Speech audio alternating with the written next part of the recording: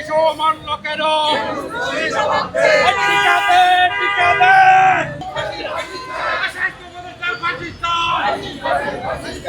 যে হাম সারা বাংলাদেশ থেকে নিশ্চিহ্ন হয়ে গিয়েছিল, সেই হাম আবার বাংলাদেশে ফিরে এসেছে। কেড়ে নিচ্ছে আমার বাচ্চাদের জীবন, শিশুরা আগামী দিনের ভবিষ্যৎ।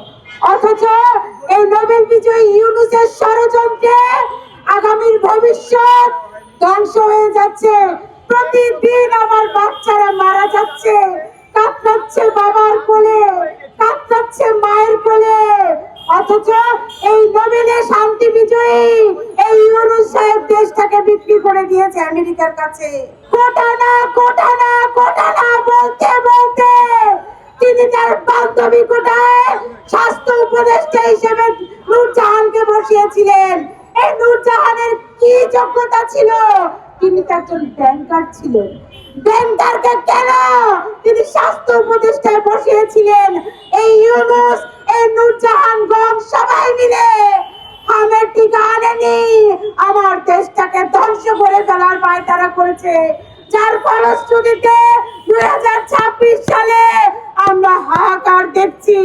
আমরা আজকের এই সমাবেশের পক্ষ থেকে ইউনূস এবং গণ তাদের শাস্তি চাই, তাদের বিচার চাই, তাদের পাসপোর্ট বাজেয়াপ্ত চাই। তারা আমাদের কাছে জবাব দিতে হবে, হামে কেন এতগুলো বাচ্চার প্রাণ তারা কেড়ে নিয়েছে। সাবেক যে রুলিং পার্টির উপদেষ্টা মহোদয়রা ছিলেন, তাদের অবহেলার কারণে, তাদের দূরদর্শিতার কারণে আমরা এখন 551 জন শিশুকে হারিয়েছি। গণস্বাস্থ্যের যে অধ্যাপক ডক্টর সবুজ সাহেব, তিনি বলেছেন বাংলাদেশে টিকা আগে থেকে ছিল, তাহলে কেন এই শিশুরা টিকা পায়নি?